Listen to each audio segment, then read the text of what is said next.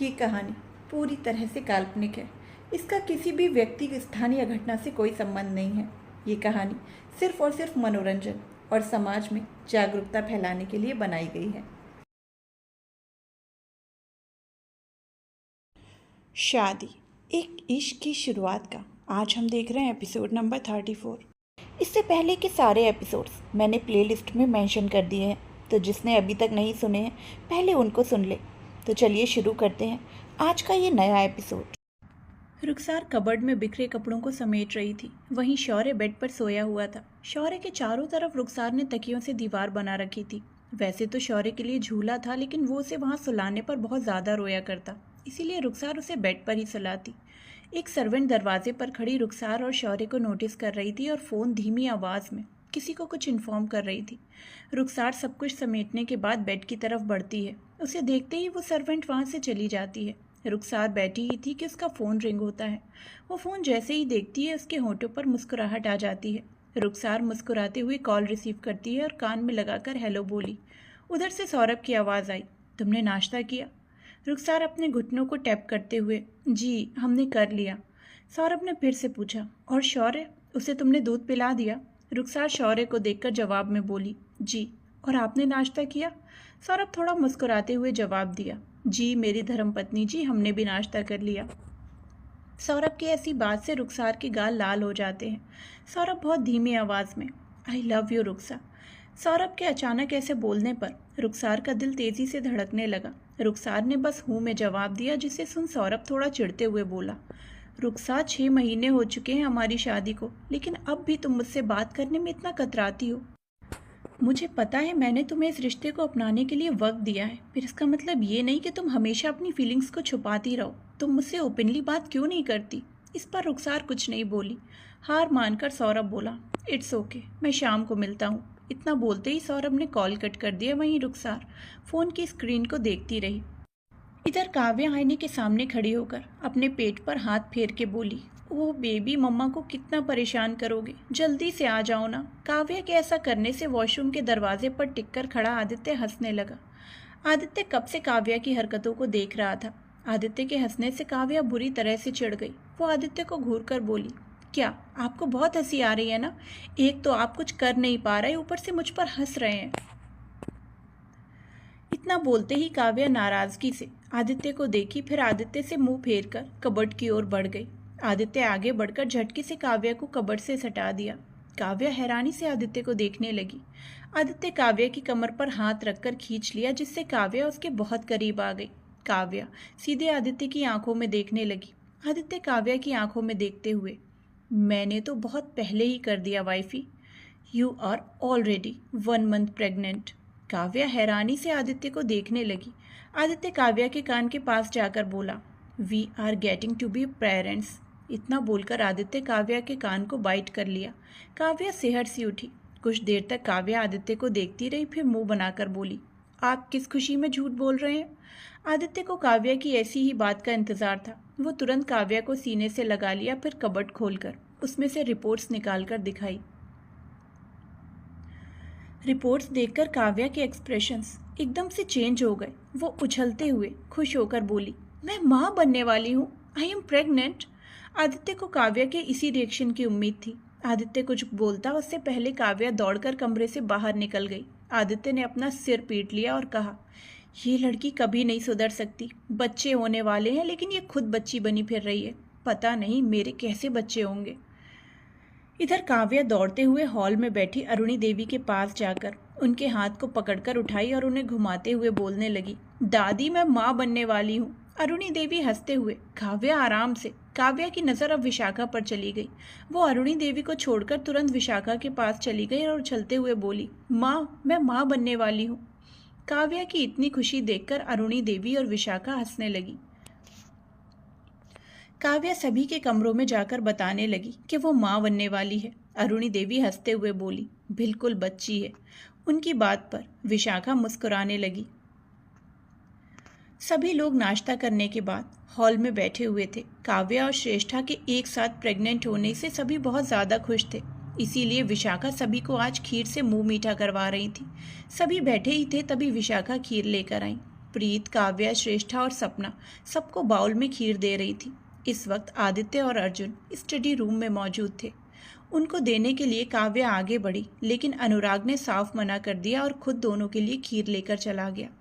अनुराग study room में आया तो पाया अर्जुन लैपटॉप पर आदित्य को कुछ बता रहा था। अनुराग आगे बढ़ा और दोनों के सामने ट्रे को रख दिया और बोला, बस भाई, हमें इतना ही अमीर होना है, वैसे भी हम हद से ज़्यादा अमीर हो चुके हैं।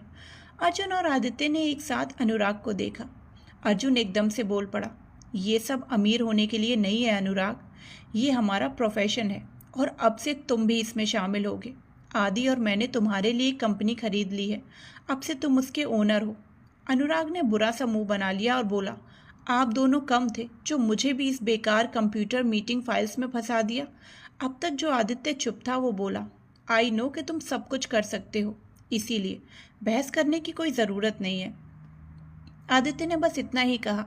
अनुराग तुरंत हाँ में सिर हिलाकर बोला, ओके भाई। ये देखकर अर्जुन की भौहें तन गई। वो अनुराग को घूरते हुए बोला, अच्छा तो अब मेरी बात की कोई वैल्यू ही नहीं रही, मेरे बोलने पर बहस और आदि के बोलने पर ओके। वाह वाह, क्या चेंजिंग है। अनुराग मुस्कुराते हुए अर्जुन के बगल में बैठ उसे गले लगाकर बोला, क्या आप भी? ऐसा कुछ नहीं है भाई। अनुराग की बात पर अर्जुन हंसने लगा और बोला, मैं तो बस मजाक कर रहा था, तुम दोनों मेरे लिए एक समान हो। अनुराग थोड़ा मुस्कुराया और वहां से जाने लगा। अनुराग दरवाजे तक पहुंचा ही था कि उसे आदित्य की आवाज़ आई, अनुराग। अनुराग पीछे मुड़कर, हाँ भाई। आदित्य लैपटॉप को देखते हुए बोला, मैंने सुना तुम्हारे अंदर बहुत स्टेमिना है। ये सुनते ही अनुराग के पैर जम से गए। वहीं अर्जुन ने भी आदित्य का साथ देते हुए बोला, हाँ मैंने भी यही सुना। अनुराग हड़बड़ाकर हकलाते हुए बोला, भाई आप दोनों ने गलत सुना, शायद किसी ने आपको गलत खबर दी है। दोनों में से कोई कुछ बोलता उससे पहले अनुराग तुरंत बोला, भाई वो माँ बुला रही है, मैं अभी आया। इतना बोलते ही अनुराग दुम दबाकर भाग गया। अनुराग कुछ दूर पे खड़ा होकर हाँफते हुए बोला, आज तो बाल बाल बचे, वरना आज तो मेरी खैर नहीं थी। इन दो भाभियों ने तो मुझे मार डालने का प्लान बना रखा था। स्टडी रूम में अर्जुन खीर खिलाने लग गया। आदित्य लैपटॉप पर कुछ टाइप करने के बाद खीर उठाया और खाने लगा। अर्जुन खाते हुए बोला, तो आदि, तू तो अब बाप बनने वाला है, तुझे क्या लगता है तेरी बेटी होगी या बेटा? आदित्य कुछ देर तक शांत रहा, फिर बोला, वाइफी को बेटा और बेटी दोनों चाहिए। आई होप कि वो एक बच्चे के लिए मान जाए। वैसे भी वो शारीरिक रूप से बहुत कमज़ोर है। मैं नहीं चाहता कि आगे कोई प्रॉब्लम हो, लेकिन वो इतनी ज़िद्दी है कि मेरी बात बिल्कुल नहीं मानती। आदित्य की बात पर अर्जुन मुस्कुराया और बोला, जब तक तू उसके साथ है उसे कुछ नहीं हो सकता आदि। तेरा प्यार उसे कभी कुछ नहीं होने देगा। इस पर आदित्य ने बस हाँ में सिर हिला दिया। हॉल में सब लोग बैठे खीर एंजॉय कर रहे थे। मायावती बाहर से अंदर आई, फिर रूमानी को देखते हुए बोली, रूमा आप आज रूह के पास चली जाइए। रूह प्रेग्नेंट है और तंश के पापा की तबीयत खराब है। राखी उनका ध्यान रखेंगी या रूह का? रूह के लिए इस वक्त ध्यान रखना बहुत ज़रूरी है। चाहे तो मैं जाती, लेकिन यहाँ भी देखना होगा ना, भाभी अकेले कैसे संभालेंगी? रूमानी हाँ में सिर हिलाकर बोली, ठीक है माँ, मैं चली जाऊँगी। इतना बोलते ही रूमानी कमरे की ओर बढ़ गई। इधर तंसज आईने के सामने खड़ा अपनी शर्ट के बटन लगा रहा था, तभी रूहानी ने उसे पीछे से हक कर लिया। तंसज आईने में देखकर मुस्कुराया और रूहानी का हाथ पकड़कर उसे आगे कर लिया। रूहानी तंसज की आंखों में देखने लगी। तंसज आगे बढ़कर धीरे से रूहानी के होंठों को चूम लिया और पीछे हटकर उसे देखते हुए बोला, टाइम से खाना खा लेना और मेडिसिन भी ले लेना। कुछ काम करने की ज़रूरत नहीं है। किचन में बिल्कुल कदम नहीं रखोगी, सारे सर्वेंट्स हैं, ओके? रूहानी मुस्कुराते हुए हाँ में सिर हिला दिया। तंसज घुटनों के बल बैठ गया और रूहानी के पेट को अपने होठों से चूमकर बोला, बेबी अपना ख्याल रखना और मम्मा को बिल्कुल परेशान मत करना, ओके? रूहानी मुस्कुराते हुए तंसज को देखने लगी। तंसज खड़ा हुआ और रूहानी के माथे को चूमकर बोला, अपना ख्याल रखना, शाम को मिलते हैं। रूहानी ने बस हाँ में सिर हिला दिया। तंसज फिर एक बार रूहानी के माथे पर किस किया और कमरे से बाहर निकल गया। सबके प्रेगनेंसी होने की बात सुनकर सौरा कमरे में आई और सीधे जाकर बेड पर बैठ गई। रोहान भी कुछ देर बाद कमरे में आया और कुछ ढूंढने लगा। सौरा बहुत देर तक उसे देखती रही, फिर एकदम से बोली, मिस्टर हस्बैंड, हम बेबी कब करेंगे? रोहान के हाथ एकाएक रुक गए और उसके कदम जम से गए। सौरा अपने में ही खुश होकर बोली, कितना अच्छा होगा ना, हमारी मेरी क्यूट सी बेबी होगी और मैं उसे एक प्यारा सा नाम दूंगी, हमारा नाम मिलाकर, रोहान और सौरा, स्वर्णा, या फिर तुम्हारे जैसा हैंडसम सा बेबी होगा जिसका नाम मैं सोहान रखूंगी। इतना बोलते हुए सरा की आंखों में एक अलग ही चमक थी। रूहान अब भी अपनी जगह पर जमा हुआ था। उसे समझ नहीं आ रहा था कि वो कैसे रिएक्ट करे। रूहान ने अपनी आंखें बंद कर ली। आंखें बंद करते ही उसके सामने रिहान और पाकी एक साथ बैठे दिखने लगे। पाकी रिहान की गोद में बैठी अपने हाथ को रिहान की गर्दन पर लपेटे हुए थी। पाकी सामने बिजी खड़ा रूहान को एक नज़र देखी और रिहान को देखकर बोली, रिहान, हमारी जब मेरी जैसी क्यूट सी बेबी होगी तो मैं उसका नाम प्रिया रखूंगी, और जब हमारा तुम्हारे जैसा हैंडसम सा बेबी होगा तो मैं उसे प्रिहान रखूंगी, जो हम दोनों के नाम से जुड़ा होगा। ये सुनकर रिहान की आंखों में एक अलग ही चमक थी। वो पाखी के गाल पर हाथ रखकर मुस्कुराते हुए बोला, तुम तो बहुत फास्ट निकली, ना सगाई ना शादी, सीधा बच्चे का सोच लिया। पाखी मुस्कुराते हुए रिहान के चेहरे पर उंगली फेरते हुए बोली, क्या करूँ रिहान, अब ना सगाई का ख्याल है ना शादी का, बस किसी भी तरह से तुम्हारे साथ जुड़ने का ख्याल है। इतना बोलते ही पाखी आगे बढ़कर रिहान के होठों पर अपने होठ रखकर किस करने लगी। किस करते हुए भी पाखी की नज़रें बस रूहान पर टिकी हुई थी, जिसे उससे कोई मतलब ही नहीं था। पाखी जो भी करती थी हमेशा रूहान को जेलस करवाने के लिए, लेकिन रूहान तो रूहान है। वो एक नज़र पाखी को भी नहीं देखता, ना ही रिहान और पाखी के रोमांटिक मोमेंट्स में आता था। लेकिन रूहान जब भी सामने रहता पाखी उसी वक्त रेहान को किस करती, तो कभी गले मिलती तो कभी रिहान को गोद में उठाने के लिए बोलती। ये सब याद आते हुए रूहान की गुस्से से मुट्ठी कस गई। सौरा की बातों से रूहान अब सौरा को भी पाखी की तरह समझने लगा। वो अपनी आंखें खोल तेज कदमों से सौरा के पास गया और उसके जबड़े को पकड़कर गुस्से से बोला, कभी नहीं, मैं तुम्हारे इस जाल में बिल्कुल नहीं फंसूंगा। तुम भी एक धोखेबाज हो और ये तुम्हारे खून में है। सौरा दर्द की वजह से खुद को छुड़ाने की कोशिश करने लगी, लेकिन रूहान की पकड़ उस पर और ज़्यादा कसने लगी। करीब आधे घंटे तक रूहान का ऐसे पकड़ने से सौरा को बहुत ज़्यादा दर्द होने लगा। उसकी आंखों से आंसू बहने लगे। ये देखकर रूहान झटके से सौरा को छोड़कर तेज कदमों से बाहर चला गया। वहीं सौरा रूहान को देखकर रोने लगी। अब उसके जबड़े में बहुत ज़्यादा दर्द होने लगा था। रात के वक्त रूहान कमरे में आया। वो कमरे में आते ही बेड की ओर बढ़ गया। उसकी नज़र सीधे सरा पर जाकर टिक गई। सरा बैठे बैठे ही सो चुकी थी। उसके गालों पर बहते आंसू सूख चुके थे। ये सब देखकर रूहान धीरे कदमों से चलकर बेड पर जाकर बैठ गया। वो एक टक सरा के मासूम चेहरे को देखने लगा। सरा के जबड़े पर रूहान के हाथों के निशान अब तक मौजूद थे। रूहान ड्रॉर से फर्स्ट एड बॉक्स निकाला और सरा को धीरे धीरे से दवाई लगाने लगा। सरा बहुत ज़्यादा गहरी नींद में थी, जिससे उसको इन सब का बिल्कुल भी अंदाज़ा नहीं था। दवाई लगाने के बाद रूहान सरा को बेड पर अच्छे से लिटाया और अच्छी तरीके से कंबल उड़ा दिया। ये सब करते हुए रूहान के फेस पर कोई इमोशंस नहीं थे। आखिर में रूहान सरा के बगल में लेट गया और उसे करीब खींचकर उसके चेहरे को देखने लगा। सरा भी कसमसाते हुए रूहान को टाइटली पकड़ लिया। सरा के चेहरे को उसकी जुल्फें ढक रही थी। रूहान अपना हाथ बढ़ाकर उसके चेहरे से बालों को हटाया और आगे बढ़कर धीरे से सरा के माथे पर किस कर लिया। इधर रूमानी दूध गर्म करके तनसज के कमरे में चली गई। उसके आते ही रूहानी उसके हाथ से दूध का ग्लास लेकर बोली, रूमा बस कर, जब से आई है मेरा ध्यान रखने में लगी हुई है, मैं ये सब कर सकती हूँ। रूमानी बेड पर बैठकर बोली, दी आप जानती हैं ना, आप 3 मंथ्स प्रेग्नेंट हैं और इस हालत में आप खुद का ख्याल नहीं रख सकती। रूहानी मुस्कुराते हुए रूमानी के बगल में बैठ गई और साइड हक करके बोली, हाय मेरी रूमा, कितनी बड़ी हो चुकी है तू। इस पर रूमानी बस मुस्कुरा देती है। रूहानी कुछ सोचते हुए अपना सिर पीट कर बोली, ओह गॉड, वंश से तो मैं खाना खाने के लिए पूछना ही भूल गई। वो शायद अभी ऑफिस से आया होगा, मैं अभी पूछ लेती हूँ। बोलकर रूहानी आगे बढ़ने को हुई कि तुरंत रूमानी ने उसका हाथ पकड़ लिया और नज़रें दूसरी तरफ करते हुए बोली, दी आप आराम कीजिए, मैं उसके लिए खाना लेकर जाती हूँ। रूहानी कुछ देर तक रूमानी को देखती रही, फिर उसने हाँ में सिर हिला दिया। रूमानी किचन में जाकर सर्वेंट से खाना गर्म करवाया और वो लेकर वंशज के कमरे की ओर बढ़ गई। जाते वक्त वो खुद में ही बड़बड़ाने लगी, देखो तो ज़रा, खुद नीचे जाकर खाना नहीं खा सकता, उसे तो महाराजा की तरह अपने कमरे में ही खाना चाहिए। मेरी दी तो उसकी नौकर है ना, और अब मुझे भी खुद का नौकर बना दिया है। वो वैसे ही बड़बड़ाते हुए वंशज के कमरे में पहुंच गई। अंदर जाते ही उसे वंशज सिर्फ एक टाल में दिखता है। वंशज इस वक्त ही शार लेकर बाहर आया था। वो उसके भीगे शरीर से साफ पता चल रहा था। वंशज इस वक्त रूमानी को पीट करके खड़ा था। किसी के आने की आहट से वंशज बिना मिड़े बोला, भाभी मैंने आपसे कितनी बार कहा है, आपको मेरे लिए खाना लाने की ज़रूरत नहीं है, मैं खुद नीचे जाकर खा लूँगा। वंशज के बोलने पर रूमानी शरारत से मुस्कुराते हुए बोली, बिना कपड़ों के रहना तुम्हारा शौक है क्या, दीदी के देवर? वंशज जैसे ही रूमानी की आवाज़ सुना तो झट से पलट कर देखा। रूमानी को कमरे में देखकर कुछ पल के लिए वंशज हैरान रह गया। फिर वो भी शरारत से मुस्कुराते हुए बोला, और मुझे बिना कपड़ों के देखना तुम्हारा शौक है क्या, भाई की साली?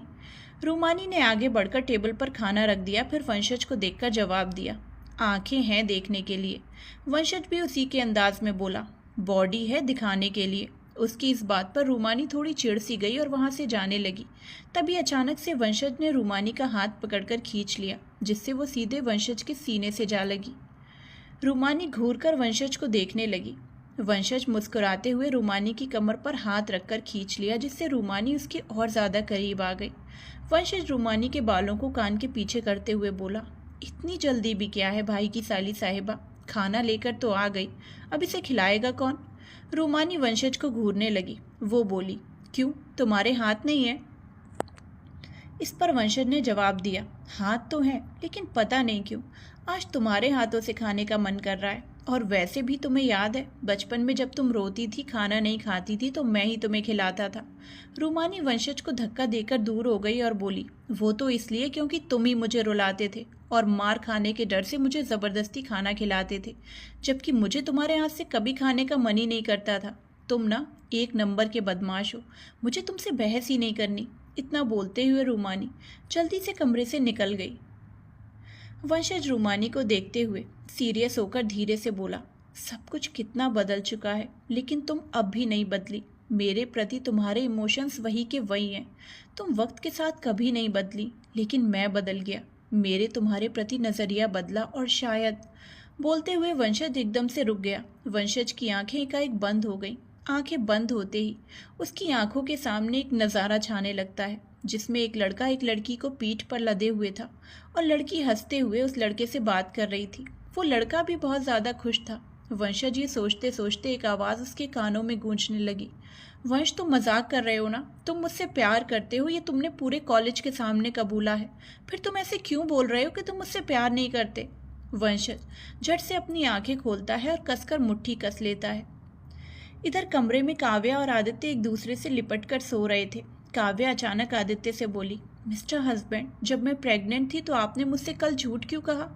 आदित्य काव्या की नाक को रब करते हुए बोला, जब तुमने कहा कि तुम्हें ऐसा एहसास हो रहा है कि तुम प्रेग्नेंट हो, तो मैंने सोचा एक बार टेस्ट कर लूं कि तुम्हें अपने एहसास पर भरोसा है या मेरी बातों पर। बस इसीलिए मैंने तुम्हें झूठ बोला कि तुम प्रेग्नेंट नहीं हो। काव्या बस आदित्य को देखने लगी। वहीं आदित्य भी काव्या की आंखों में देखने लगा। आदित्य उसकी आंखों में गहराई से देखते हुए बोला, बहुत भरोसा करती हो ना तुम मुझ पर? काव्या मुस्कुराते हुए बोली, हद से ज़्यादा विश्वास है हमें आप पर, खुद से भी ज़्यादा भरोसा करती हूँ मैं आप पर। आदित्य काव्या के मुस्कुराते हुए चेहरे को छूकर उसे एकटक देखने लगा। काव्या एकदम से उसके ऊपर चढ़कर लेट गई और आदित्य के माथे को चूमकर बोली, बहुत रात हो गई है मिस्टर हस्बैंड, सो जाइए, मैं आपकी ही हूँ और हमेशा आपकी ही रहूँगी। आदित्य काव्या को गले लगाकर धीरे से बोला, वाइफी मुझे भूख लगी है, तुम्हें खाने का मन कर रहा है? इतना कहते हुए आदित्य के हाथ काव्या के ब्लाउज के अंदर चला गया। काव्या की हैरानी से आंखें बड़ी हो गई। कुछ देर में दोनों के कपड़े फर्श पर गिरे थे। कमरे में काव्या की बस सिसकियां और आहें गूंजने लगी। वहीं आदित्य काव्या को प्यार करने में डूबा हुआ था।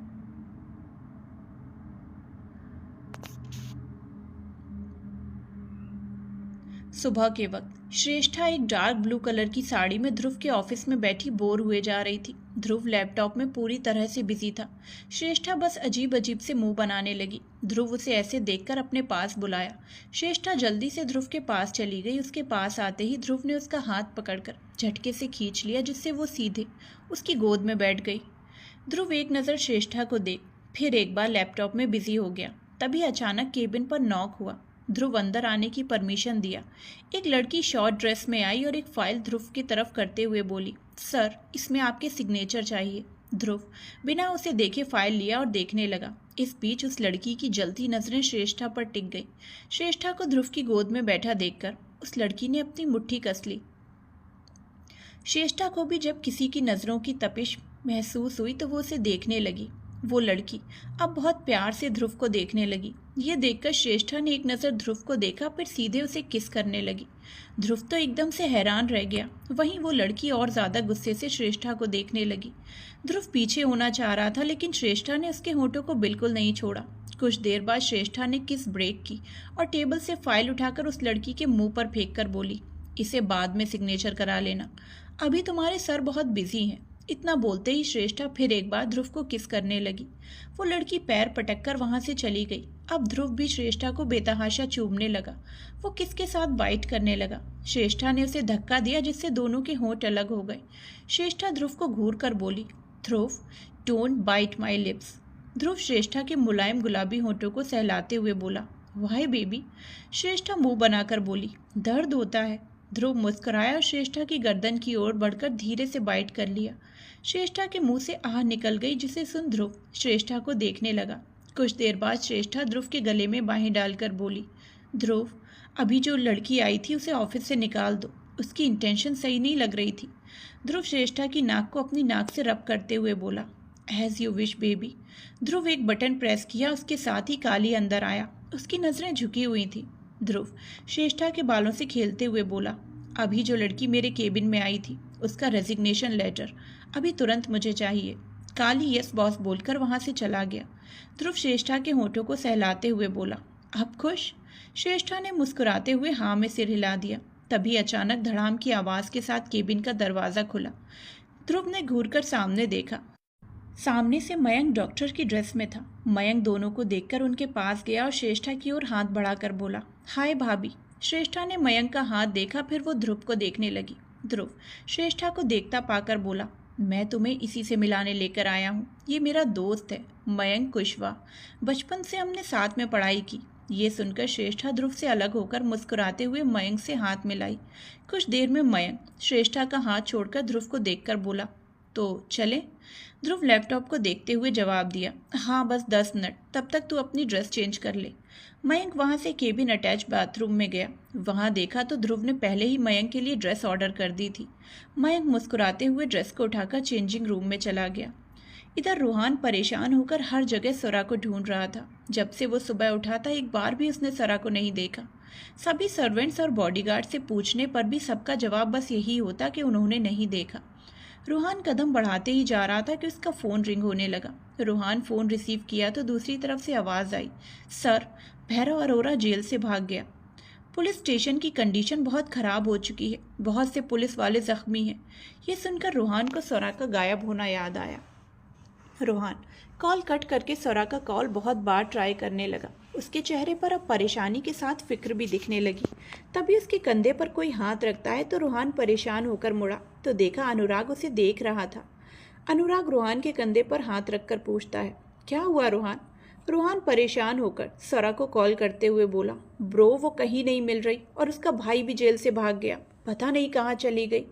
अनुराग रूहान को ऐसे परेशान देखकर हंसने लगता है। रूहान कंफ्यूज्ड होकर अनुराग को देखता है।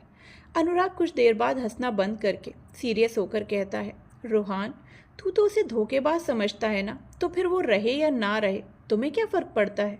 रूहान अनुराग को देखने लगता है। अनुराग रूहान के कंधे पर हाथ रखकर कहता है, सरा यहाँ से भाग गई है रूहान, और तुमने ही उसे भागने पर मजबूर किया। उसने अपनी दीदी को छोड़कर हमें अपना परिवार समझा। तुमने उससे ज़बरदस्ती बिना मतलब की शादी कर ली, फिर भी उसने तुमसे कुछ नहीं कहा। उसने हमेशा तुम्हारे साथ जुड़ने की कोशिश की, लेकिन तुमने क्या किया? हर बार उसे हर्ट करते रहे। बस इसीलिए वो यहाँ से चली गई, हमेशा हमेशा के लिए। ये सुनकर रूहान के कदम पीछे होने लगते हैं। रूहान को कदम पीछे करते हुए देख अनुराग आगे जाकर रूहान के दोनों कंधों को पकड़कर जोर से हिलाते हुए बोला, ऐसा क्यों किया तुमने रूहान? तू हर किसी को पाखी की तरह क्यों समझता है? भले ही सरा पाखी की बहन है, इसका मतलब ये नहीं कि वो भी उसी की तरह होगी। तुझे पता भी है तेरे रूड बिहेवियर से सरा कितनी हर्ट होती थी। बोलते हुए अनुराग को कल की बातें याद आने लगी। फ्लैशबैक। अनुराग टेरेस पर जैसे ही पहुंचा उसे किसी के रोने की आवाज़ सुनाई दी। सूरज ढल चुका था, जिससे टेरेस पर बल्ब जल रहा था। अनुराग हर तरफ देखने लगा तो आखिर में उसे एकदम कोने में बैठी घुटनों में चेहरा छुपाए रोती हुई सरा दिखी। अनुराग जल्दी से उसकी ओर बढ़ गया और उसके पास बैठकर उसे बुलाने लगा। सरा जैसे ही अनुराग की आवाज़ सुनती है वो बिल्कुल चुप होकर अपने आंसुओं को पोंछती है। अनुराग परेशान होकर, क्या हुआ स्वरा, तुम रो क्यों रही हो? स्वरा नजरें झुकाए कहती है, कुछ नहीं, वो बस ऐसे ही दी की याद आ रही थी। अनुराग को थोड़ा अजीब लगता है। अनुराग स्वरा की चिन को पकड़कर ऊपर करता है तो उसे स्वरा के जबड़े पर हाथों के निशान दिखते हैं। ये देखकर अनुराग पूछता है, किसने किया ये? स्वरा फिर से सिर झुका लेती है और कोई जवाब नहीं देती। अनुराग स्वरा के हाथ को पकड़कर, देखो स्वरा, तुम मुझे अपना भाई समझ सकती हो। अनुराग का इतना ही बोलना था कि स्वरा झटके से उसके गले लगकर रोने लगी। अनुराग थोड़ा चौंक सा जाता है। स्वरा रोते हुए ही अनुराग को रूहान के हर एक बिहेवियर को बताती है। ये सब सुनकर अनुराग को रूहान पर बहुत ज़्यादा गुस्सा आता है। सब कुछ बताने के बाद स्वरा रोते हुए कहती है, भाई मुझे यहाँ नहीं रहना, मैं यहाँ से जाना चाहती हूँ, लेकिन कोई मुझे यहाँ से बाहर नहीं जाने देता। मैंने हर बार कोशिश की कि मैं उसके साथ रिश्ता बनाए रखूँ, लेकिन वो मुझे हर बार हर्ट करता है। आखिर क्या गलती है मेरी? मैंने ऐसा क्या किया है उसके साथ जो वो मुझे हमेशा धोखेबाज बोलता है? अनुराग को स्वरा की बात सुनकर ये तो समझ आ गया कि रूहान पाखी की गलती की सज़ा स्वरा को दे रहा है, पर जो भी हो इस बार रूहान गलत था। ये सोचते हुए अनुराग स्वरा के चेहरे को थामकर बोलता है, तुम्हें यहाँ से जाना है? स्वरा अनुराग को अपनी भीगी पलकों से देखकर हाँ में सिर हिला देती है। अनुराग स्वरा के आंसुओं को पोंछते हुए, ठीक है, मैं तुम्हें यहाँ से बाहर निकालूंगा। ये सुनते ही स्वरा एकटक अनुराग को देखने लगी। अनुराग उसे देखता पाकर कहता है, तुम्हें अजीब लग रहा है ना कि मैं तुम्हारी मदद कर रहा हूँ?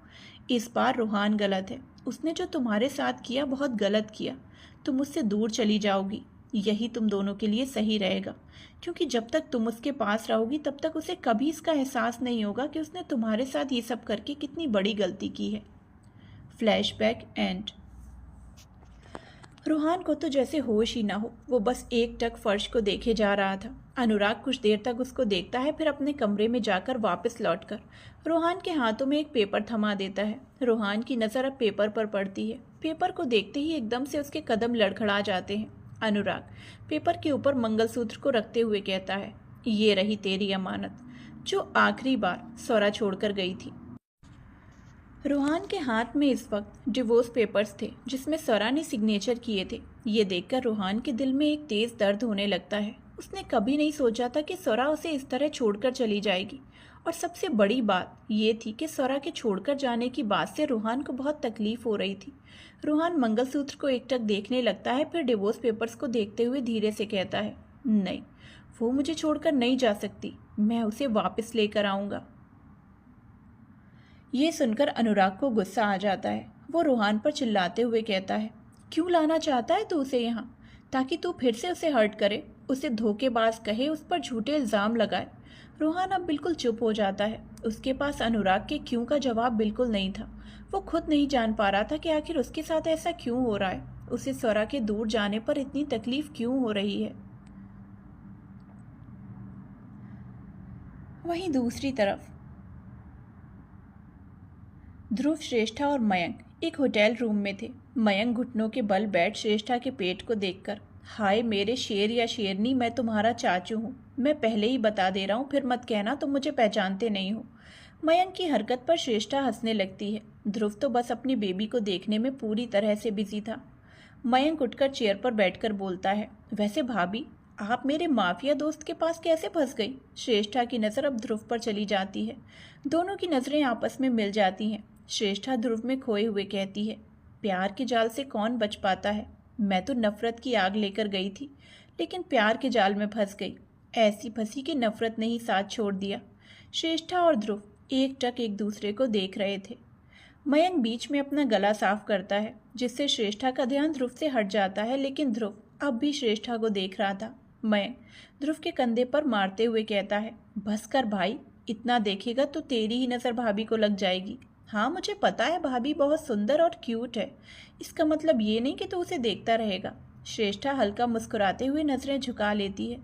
ध्रुव श्रेष्ठा को मुस्कुराते देख खुद भी मुस्कुराने लगता है। इधर काव्या गार्डन में अनु के पास बैठी थी। वैसे तो काव्या अकेले गार्डन आ रही थी, लेकिन अनु के जिद की वजह से उसे भी साथ लेकर आ गई। काव्या की नज़र एक तरफ थी, वो कब से किसी के आने का इंतज़ार कर रही थी। अचानक ही इसके होठों पर बड़ी सी मुस्कान आ जाती है। सामने से शिवा आ रहा था। शिवा का ध्यान अब बस काव्या पर था। वो जैसे ही काव्या को देखता है दौड़कर उसके पास जाकर गले लग जाता है। काव्या शिवा को टाइटली हग करके मुस्कुराते हुए कहती है, हैप्पी बर्थडे मेरे नन्हे प्यारे दोस्त। शिवा जवाब में, थैंक यू क्यूट दोस्त। दोनों अलग होते हैं। शिवा की नज़र सीधे जाकर अनु पर टिक जाती है, जो उसे ही देख रही थी। अनु को देखता पाकर शिवा नर्वस सा होने लगा, पर वो बहुत ज़्यादा खुश था अनु को देखकर।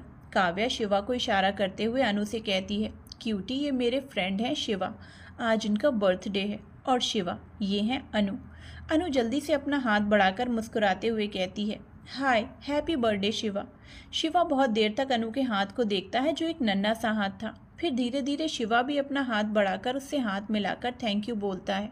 शिवा काव्या को देखकर कहता है, क्यूट दोस्त, क्या नॉटी दोस्त नहीं आएंगे? वो इतना ही बोलता है कि पीछे से प्रियंश की आवाज़ आती है, ऐसे कैसे नहीं आएंगे?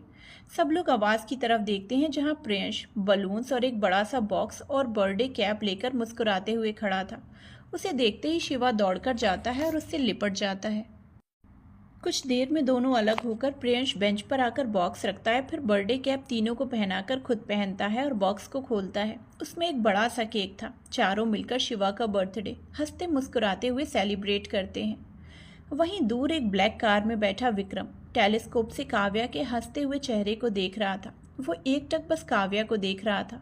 विक्रम काव्या को देखकर अपने दिल पर हाथ रखकर कहता है, मेरा दिल धड़काने के लिए सिर्फ तुम्हारा चेहरा ही काफ़ी है।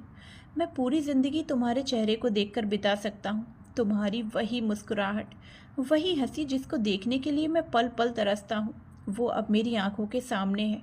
ऐसा लगता है तुम ही मेरे पास लौट कर आई हो। कहते हुए विक्रम काव्या को देखकर मुस्कुराता है। इधर रूहानी सोफे पर बैठी थी। उसके पास रूमानी सेब बारीक में काट कर रही थी। वंशज ऑफिस के लिए किसी से कॉल पर बात करते हुए जा रहा था, तभी से रूमानी की जोर से आह की आवाज़ सुनाई देती है। रूहानी भी रूमानी को देखती है। चाकू के बहुत तेज धार होने की वजह से सीधा रूहानी की हथेली में गहरा कट लग चुका था। उसके हाथों से खून नदी की तरह बहने लगता है। कटा हुआ सेब रूमानी के खून से डूब चुका था।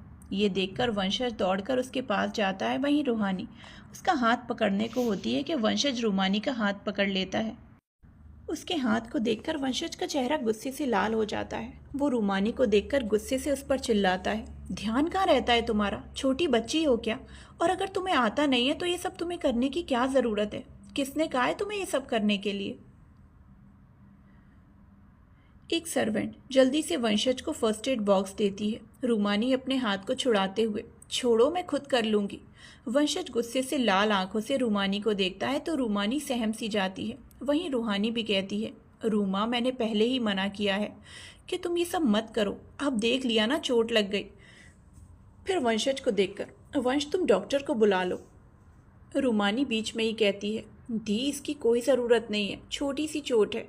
बोलते हुए रूमानी वंशज को देखती है, जो रूमानी की चोट पर दवाई लगा रहा था। वंशज रूमानी के दर्द का ख्याल रखते हुए उसकी हथेली पर दवाई लगाता है, फिर उसे पट्टी करता है।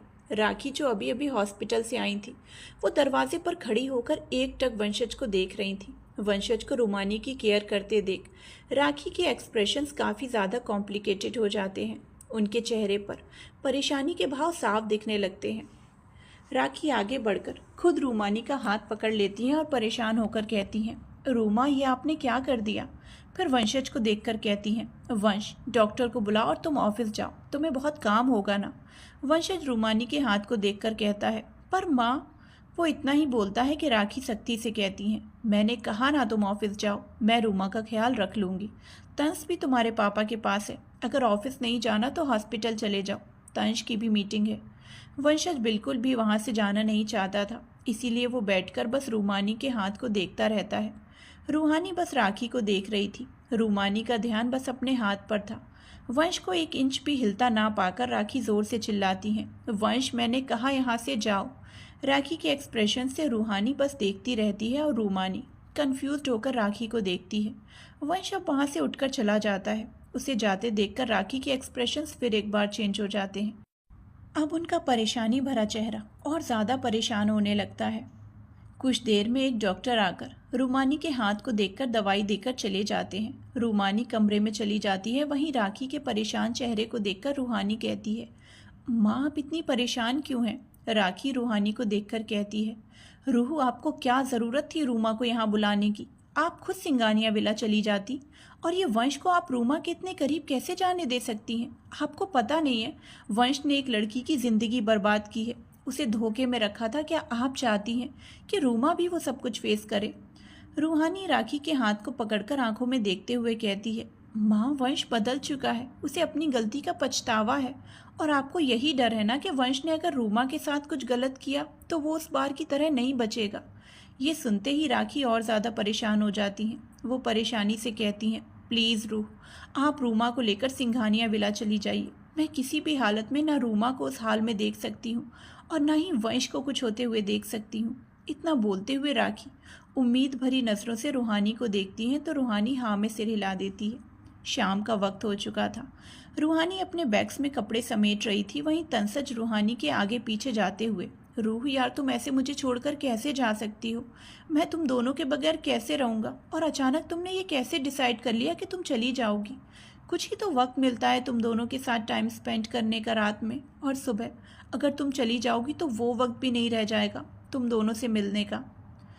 तनसज बस बार बार एक ही बात को रूहानी से कहे जा रहा था। रूहानी वैसे तो खुद को तनसज को छोड़कर नहीं जाना चाहती थी, लेकिन राखी के फैसले के आगे वो झुक जाती है। रूहानी रुककर तनसज को देखकर बोली, ठीक है तंश, फिर तुम भी चलो। तनसज तुरंत कहता है, रूह ऐसा नहीं कर सकता मैं, पापा की तबीयत खराब है, ऐसे में मैं तुम्हारे घर कैसे जा सकता हूँ? रूहानी कुछ देर तक तनसज को देखती है, फिर एकदम से उसके गले लग जाती है। तनसज रूहानी के सिर को सहलाने लगता है। रूहानी तनसज से, तंश, माँ ने रूमा को वंश से दूर रखने के लिए कहा है, इसीलिए मैं जा रही हूँ। तनसज जैसे ही ये सुनता है उसकी आंखें एकदम से गुस्से से लाल हो जाती हैं। वो झटके से रूहानी को खुद से दूर करके कहता है, माँ ने कह दिया और तुम मान गई? व्हाट द हेल रूह, तुम्हें भी दूसरों की तरह अब भी मेरा वंश गलत लगता है? रूहानी जल्दी से ना में सिर हिलाकर कहती है, नहीं तंश, मैं वंश को गलत नहीं समझती, वो तो। रूहानी इतना ही कहती है कि तनसज बीच में ही, रूह, यू नो दैट कि आई लव माई ब्रदर, मैं उसके खिलाफ एक शब्द नहीं सुन सकता। उसने बस एक गलती की, जब वो नादान था, उसे कुछ पता नहीं था। तब की बात लेकर अब तक उसे ब्लेम करने का क्या मतलब है? तनसज का गुस्सा वक्त के साथ बढ़ता ही जा रहा था। रूहानी तनसज का गुस्से को बढ़ता देख उसके पास जाकर उसके गले लग जाती है और पीठ को सहलाते हुए, काम डाउन तंश। तनसज रूहानी के गले लगे ही राखी को कॉल करता है। राखी के कॉल रिसीव करते ही तनसज रूहानी से थोड़ा दूर होकर भड़क जाता है। माँ, आपकी हिम्मत भी कैसे हुई ये सब सोचने की? राखी कंफ्यूज्ड होकर, क्या बोल रहे हो तुम तंश? तनसज, आप वंश की वजह से रूमा को यहाँ से भेज रही हैं।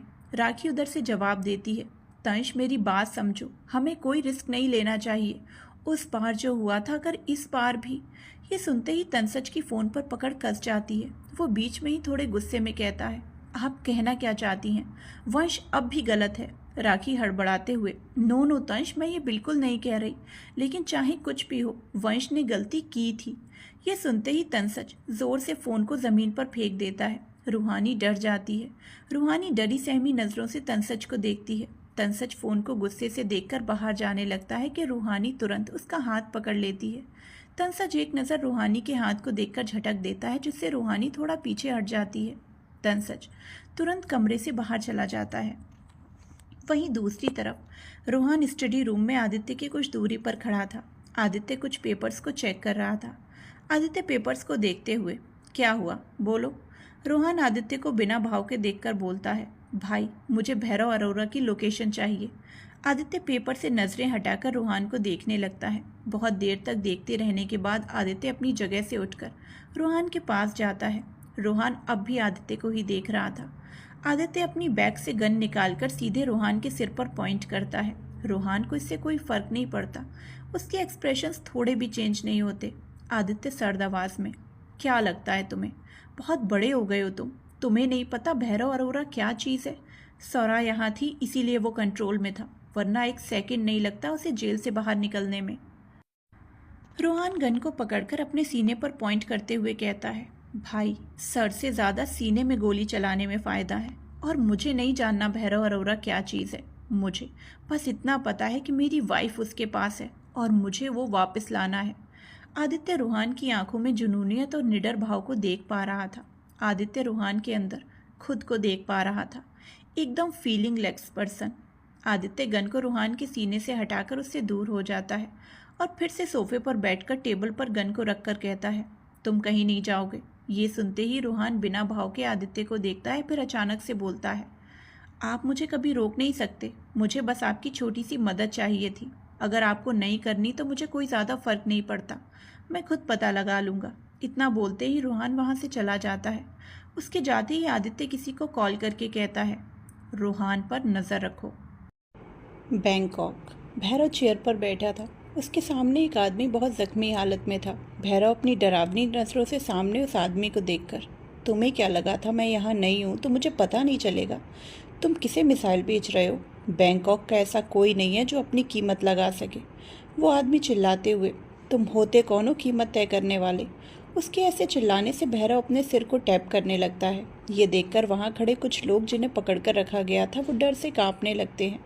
वो जख्मी आदमी और कुछ बोलता उससे पहले ही भैरव चाकू उठाकर सीधे उसके मुंह में मार देता है। उस आदमी की दर्द भरी चीख निकल जाती है। वो आदमी नीचे गिरकर छटपटाने लगता है। भैरव अपने हाथ टिश्यू पेपर से पोंछते हुए उस आदमी को देखकर, इसमें जो जो शामिल थे सबके हाथ काट दो। इतना बोलकर भैरव अपनी जगह से उठता है। भैरव लिफ्ट के अंदर जाता है। ये विला बहुत बड़े एरिया में घिरा हुआ था। विला के ज़मीन के नीचे बेसमेंट बना था जिसका किसी को खबर नहीं थी। भैरव लिफ्ट से नीचे निकल कर जाता है और अपने कमरे में जाता है। फिर शार लेकर वो उस कमरे से निकलकर चलने लगता है। कुछ वक्त में वो एक कमरे में पहुंचता है। दरवाज़ा खोलकर वो अंदर जाता है। अंदर धीमी लाइट जली हुई थी जिसमें बेड पर बहुत सारे बड़े बड़े टेडी बियर्स रखे हुए थे। बेड राउंड शेप की बहुत बड़ी थी। उसके बीच में कंबल से लिपटकर स्वरा सुकून से सो रही थी। भैरव बेड पर बैठकर स्वरा को देखने लगता है। फिर उसके सिर को सहलाते हुए थोड़ा झुककर उसके माथे को चूम लेता है और धीरे से कहता है, गुड नाइट सोना। इतना बोलते ही वो पीछे हटकर अच्छे से ब्लैंकेट ओढ़कर बाहर चला जाता है। इधर मुंबई में रूमानी सो ही रही थी। अचानक ही उसकी नींद टूटती है। नींद टूटते ही उसे बेड पर कोई बैठा हुआ दिखाई देता है और साथ ही उसके हाथ को पकड़े हुए था। कमरा पूरा अंधेरे से घिरा था जिससे उसका चेहरा नहीं दिख रहा था। रूमानी डर से चीख देती है। सामने बैठा इंसान उसके मुंह को झट से बंद कर देता है। वो धीरे से उसके कान में, चिल्लाओ मत डरपोक। आवाज़ सुनते ही रूमानी ज़ोर से उसे धक्का देती है और साइड लैम्प को जलाती है। लाइट जलते ही वंशज का चेहरा दिखता है। रूमानी कुछ बोलने ही वाली होती है कि दरवाजे पर ज़ोरों से खटखटाने के साथ तंसज और रूहानी की आवाज़ आती है, रूमा क्या हुआ? रूमानी घूर कर वंशज को देखती है। वहीं वंशज जाकर वॉशरूम में घुस जाता है। रूमानी खुद को नॉर्मल करते हुए दरवाज़ा खोलती है। दरवाज़ा खोलते ही रूहानी हड़बड़ाते हुए कमरे के अंदर आकर पूछती है, क्या हुआ रूमा, तुम इतना ज़ोर से क्यों चीखी? तंसज भी रूहानी की बात को रिपीट करता है। रूमानी सोचते हुए, वो जीजू मैं सपने में चीखी थी। इतना बोलते हुए रूमानी की नज़र वॉशरूम की तरफ चली जाती है। फिर वो दोनों को देखकर कहती है, मैंने देखा सपने में मुझे कोई खींच रहा था तो मेरी चीख निकल गई। तंसज और रूहानी उसे अजीब नज़रों से घूरने लगते हैं। रूमानी बस ऑकवर्ड सी स्माइल देती है। रूहानी पूरे कमरे को देखकर बाहर चली जाती है। उसके बाद तंसज भी चला जाता है। रूमानी चैन की सांस लेते हुए दरवाज़ा बंद करके लॉक करती है। रूमानी बेड पर बैठकर, आफत की दुकान बाहर आओ। वंशज वॉशरूम से बाहर निकल कर आता है। रूमानी वंशज को घूरते हुए, बेशर्म कहीं के, तुम्हें थोड़ी सी भी शर्म नहीं आती? रात को एक जवान लड़की के कमरे में घुसते हुए ऊपर से मेरे सामने भूत बनकर बैठ गए। मुझे हार्ट अटैक आ जाता तो? वंशज रूमानी की पूरी बात को इग्नोर करके सीधे उसके हाथ को पकड़कर देखने लगता है। रूमानी उसे गौर से देखने लगती है। फिर अचानक से अपने हाथ को पीछे करके कहती है, तो तुम यहाँ मेरी चोट देखने आए हो? वंशज हाँ में सिर हिला देता है। रूमानी उठकर वंशज से दूर होकर परेशानी से कहती है, कहीं तुम्हें मुझसे प्यार तो नहीं हो गया? देखो अगर ऐसा कुछ है तो तुम भूल जाओ। मैं तुमसे प्यार तो क्या, दोस्ती भी नहीं करूँगी। मैं तुम्हें ज़िंदगी भर कभी नहीं झेल सकती। एक मिनट, मैं तुम्हें झेल ही नहीं पाती तो ज़िंदगी भर तो छोड़ ही दो। वंशज एक टक रूमानी को देखने लगता है। रूमानी भी वंशज से दूर होते होते दीवार से सट जाती है। वंशज धीरे धीरे रूमानी की ओर बढ़ने लगता है। रूमानी बस उसे अपने पास आता हुआ देख रही थी। वंशज रूमानी के पास आकर फिर एक बार उसका हाथ पकड़ लेता है और उसे ले जाकर बेड पर बिठाता है। बैंडेज को खोलते हुए वंशज कहता है, मेरी ज़िंदगी में अब प्यार शब्द की कोई जगह नहीं है। तुम चिंता मत करो, ऐसा कुछ भी नहीं है। मैं तो नॉर्मली बस तुम्हारी चोट देखने आया हूँ। इतना बोलते हुए वंशज रूमानी के हाथ को गौर से देखता है। वो फर्स्ट एड बॉक्स लेकर दवाई लगाकर फिर एक बार रूमानी के हाथ पर पट्टी बांधता है। फिर उसे देखकर, डॉक्टर आए थे ना, उन्होंने मेडिसिन दी होगी, तुमने खाई या नहीं? रूमानी हाँ में सिर हिला देती है तो वंशज रूमानी के हाथ को छोड़कर जाने लगता है। तभी रूमानी उसके हाथ को पकड़ लेती है। वंशज पीछे मुड़कर रूमानी को देखता है। रूमानी वंशज को देखकर कहती है, बहुत बदल गए हो तुम वंशज एकटक रूमानी की आंखों में देखने लगता है। कुछ देर तक वंशज और रूमानी एक दूसरे को एकटक देखते रहते हैं। फिर रूमानी वंशज के हाथ को छोड़ देती है। रूमानी के हाथ छोड़ते ही वंशज वहाँ से निकल जाता है। रूमानी बस उसे देखती रह जाती है। इधर सुबह के 10 बजने को थे, लेकिन काव्या की नींद जैसे टूट ही नहीं रही हो। वो अब तक बहुत गहरी नींद में सो रही थी। आदित्य बेड पर बैठा एकटक बस अपनी क्यूट सी वाइफ को सोते हुए देख रहा था। आदित्य बहुत देर से वहीं बैठा हुआ था। वो धीरे से काव्या के बालों को साइड करते हुए आवाज़ देने लगता है, वाइफी वाइफी। काव्या कसमसाते हुए कंबल से अपना चेहरा छुपा लेती है। आदित्य उसके ऊपर से कंबल हटाता है तो काव्या फिर एक बार खुद को ढक लेती है। आदित्य भी फिर एक बार कंबल को हटाता है। काव्या इरिटेट होकर आंखें बंद करके ही कहती है, मिस्टर हस्बैंड, आप ये क्या कर रहे हैं? मुझे परेशान करना बंद कीजिए, मुझे सोना है। ये सुनते ही आदित्य की भौहें चढ़ जाती हैं। वो कहता है, वाइफी 10 बज चुके हैं। काव्या अलसाई आवाज़ में, हाँ तो बजने दीजिए, उसका काम ही है बजना। और आप भी मुझे परेशान करना बंद करके ऑफिस चले जाइए। आदित्य काव्या को घूरते हुए, वाइफी तुम्हें नहीं लगता आजकल तुम कुछ ज़्यादा ही आलसी हो गई हो? काव्या कोई जवाब नहीं देती। आदित्य काव्या को देखता है जो फिर से सो रही थी। ये देखकर आदित्य उसके ऊपर से कंबल को हटाकर फेंक देता है और उसे गोद में उठा लेता है। काव्या अधखुली आंखों से आदित्य को देखती है। आदित्य काव्या को वॉशरूम ले जाता है। कुछ देर में दोनों बाहर आते हैं। काव्या बुरी तरह से आदित्य को घूर रही थी। आदित्य सर्वेंट से नाश्ता मंगवाता है। नाश्ता आते ही काव्या खाने पर टूट पड़ती है। वो लगातार अपने मुंह में नाश्ता ठूसे जा रही थी। ये देखकर आदित्य काव्या को देखकर, वाइफी आराम से। काव्या एक नज़र आदित्य को देखकर फिर से वैसे ही खाने लगती है। कुछ मिनटों में ही खाने की प्लेट साफ हो जाती है। ये देखकर काव्या मासूम सा चेहरा बनाकर कहती है, मुझे और भूख लगी है। उसके इतना बोलते ही सर्वेंट फ्रूट्स और जूस लेकर आती है।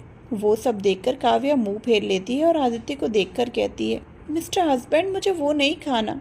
आदित्य काव्या के गाल पे हाथ रखकर पूछता है, तो तुम्हें क्या खाना है? आदित्य के ये सवाल करते ही काव्या की आंखें चमक उठती हैं। वो खुश होकर कहती है, मुझे समोसा, छोले भटूरे, बड़ा पाव, चाउमीन, पानी पूरी, पिज़्ज़ा, मोमोज, आइसक्रीम, चाट। काव्या बस बोलती ही जा रही थी और उसके खाने की बहुत लंबी लिस्ट बनती जा रही थी। वहीं आदित्य काव्या को बुरी तरह से घूर रहा था। आखिर में काव्या पास्ता बोलकर रुक जाती है और आदित्य को देखती है। आदित्य अब भी उसे बुरी तरह से घूर रहा था। आदित्य को देखकर काव्या अपनी आंखें ब्लिंक करते हुए कहती है, मिस्टर हस्बैंड, आप ला देंगे ना? आदित्य सख्त लफ्ज़ों में जवाब देता है, नहीं। उसका जवाब सुनते ही काव्या की रोने जैसी सूरत बन जाती है। आखिर में उसकी आंखों से आंसू बह ही जाते हैं। काव्या अब रोते हुए अपने पेट पर हाथ फेरते हुए पेट को देखकर कहती है, देखा बेबी, आपके पापा हम दोनों से बिल्कुल प्यार नहीं करते। एक ही चीज़ मांगी वो भी नहीं दे पा रहे। हम दोनों पापा से बिल्कुल बात नहीं करेंगे। आदित्य काव्या को देख मन ही मन कहता है, ये लड़की कभी नहीं सुधर सकती। ये तो अभी से अपनी तरह मेरे बच्चे को भी बिगाड़ रही है। आदित्य मन ही मन कह रहा था कि उसका ध्यान काव्या के ज़ोर ज़ोर से रोने की आवाज़ से टूटता है।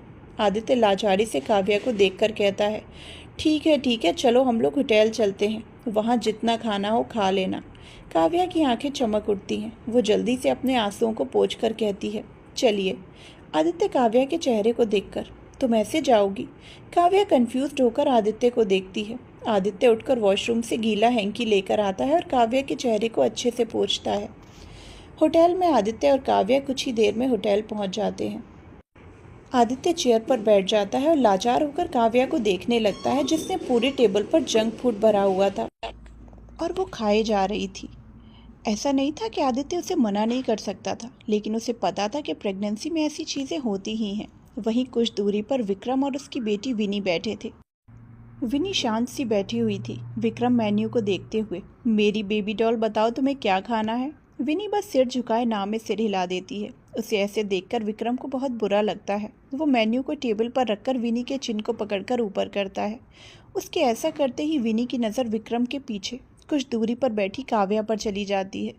देखते ही उसके मुंह से एकाएक निकलता है, मम्मा। ये सुनकर विक्रम भी पीछे मुड़कर देखता है। काव्या को देखकर विक्रम फिर से विनी को देखने लगता है। विनी चेयर से उठकर दौड़कर जाती है।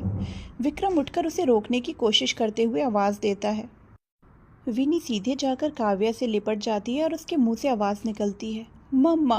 काव्या के खाते हुए हाथ रुक जाते हैं। वहीं आदित्य अपनी जगह से उठकर खड़ा हो जाता है। विक्रम भी वहां पहुंच जाता है। विक्रम आदित्य को देखकर एक पल के लिए चौंक जाता है। वहीं आदित्य के फेस पर सीरियस एक्सप्रेशंस आ जाते हैं, तो वहीं काव्या असमंजस में थी और विनी बस काव्या को कसकर पकड़े हुए थी।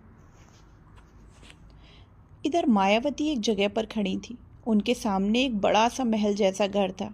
उसकी आंखों के सामने बीती बातें चलने लगती हैं। ये वही घर था जिसमें उसकी माँ काम किया करती थी। ये वही घर था जिसमें उसकी माँ बीमार होने पर वो काम करने आया करती थी। ये वही घर था जिसमें उसकी मुलाकात एक ऐसे इंसान से हुई थी जो पागल था मायावती के जिस्म को पाने के लिए। वैसे तो वो असल में पागल ही था। घर के इसी बड़े से एरिया में एक मंडप लगा था जहां एक पुजारी शादी का मंत्र पढ़ रहा था और विलास जो पागल था वो मायावती के हाथ को पकड़कर खींचते हुए फेरे ले रहा था। वहीं एक आदमी जो उस पागल का बाप था वो था निहाल राठी। वो बेशर्मों की तरह बैठकर हंस रहा था। निहाल राठी के पैरों को पकड़कर देवांश और देवांगी मायावती के लिए भीख मांग रहे थे।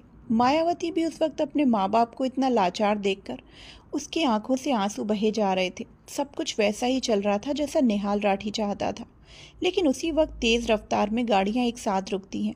गाड़ी को देखकर निहाल राठी की हंसी कहीं गायब हो जाती है।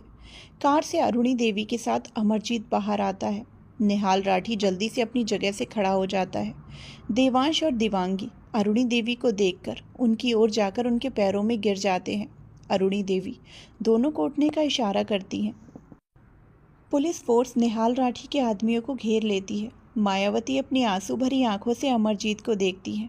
अमरजीत जब मायावती के आंसू देखता है तो तुरंत उसकी ओर बढ़ जाता है। उसकी नज़रें अचानक ही मायावती के हाथ को पकड़े उस विलास पर पड़ती हैं जिससे उसका खून खौल उठता है। अमरजीत सीधे जाकर उसके सीने पर एक लात मारता है और मायावती को झटके से खींचकर अपने सीने से लगा लेता है।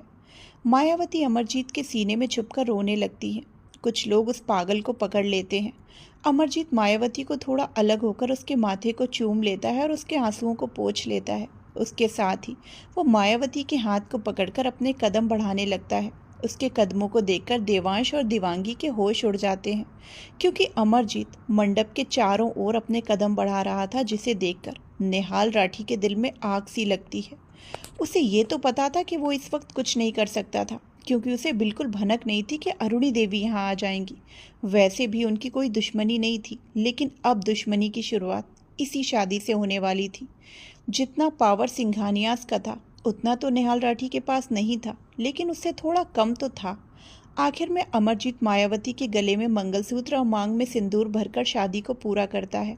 इसी के साथ वो मायावती को गोद में उठाकर वहाँ से जाने लगता है। मायावती बस एकटक अमरजीत को देखती रहती है। अमरजीत देवांश और दिवांगी को एक नज़र तक नहीं देखता, सीधा जाकर मायावती को कार में बिठा देता है और खुद भी बैठ जाता है। मायावती कार की खिड़की से झांककर अपने माँ पापा को देखती है। दोनों की आंखें नम थीं। मायावती कार से निकलने वाली होती है कि उससे पहले ही अमरजीत अपनी सर्द आवाज़ में कहता है, उनकी सज़ा को कम करने की कोशिश मत करो मायावी, उन्हीं की वजह से तुम्हारे साथ इतना बुरा होने वाला था। मायावती अपनी रूंधी आवाज़ में, पर अमर, वो मेरे माँ पापा।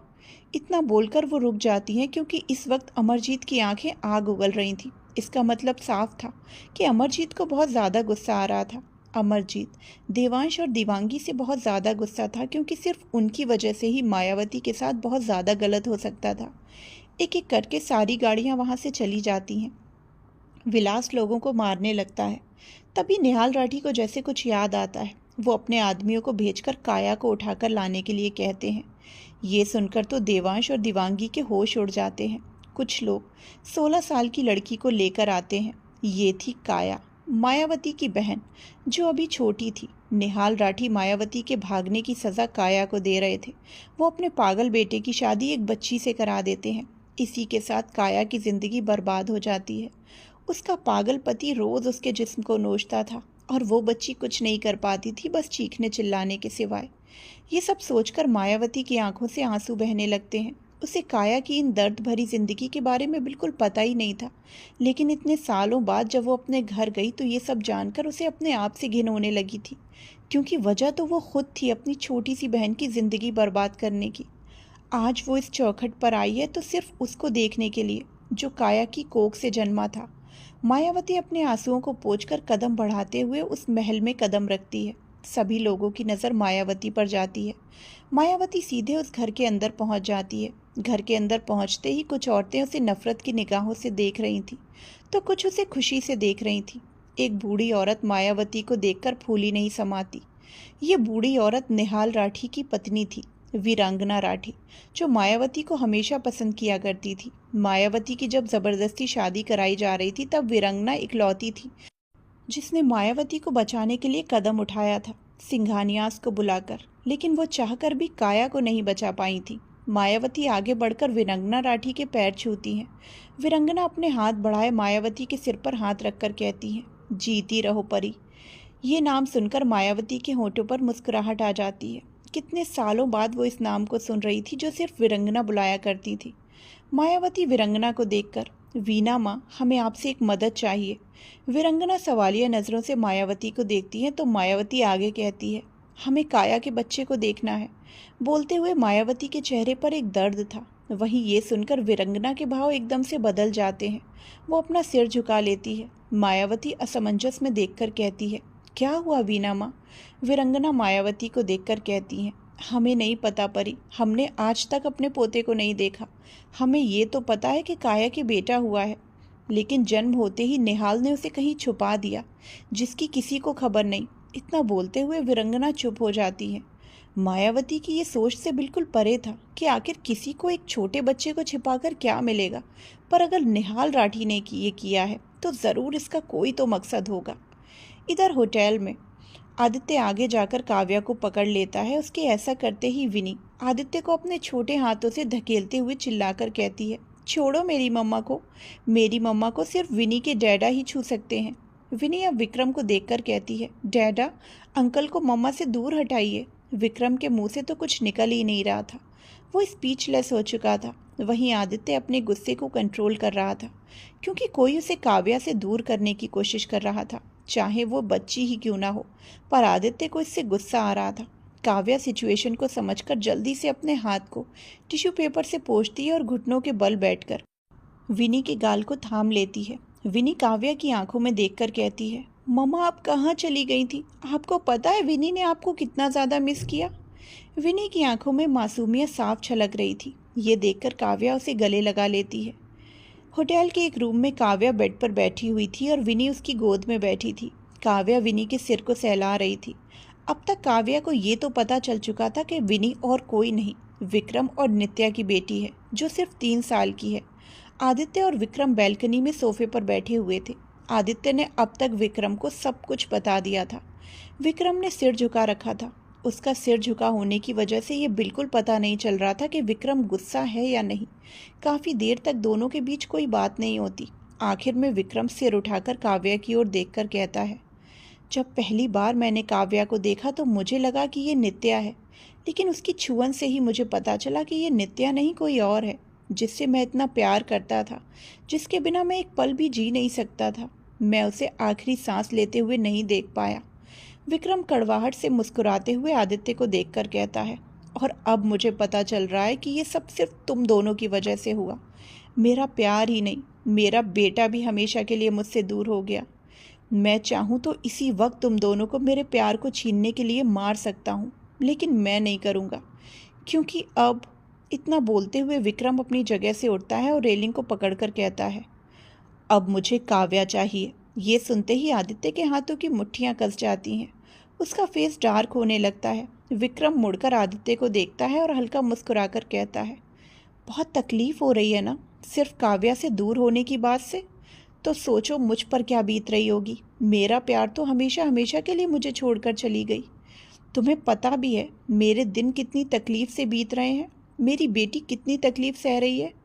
आदित्य विक्रम को एक नज़र देखकर सोफे से उठकर अंदर सीधे काव्या की ओर जाने लगता है।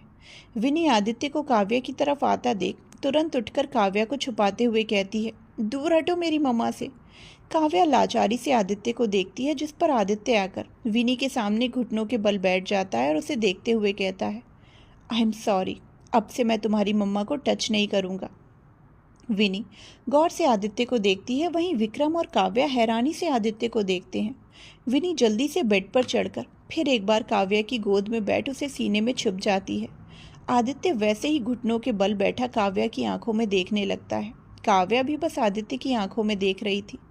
आदित्य काव्या की आंखों में देखते हुए कहता है, बाप मैं भी बनने वाला हूँ विक्रम।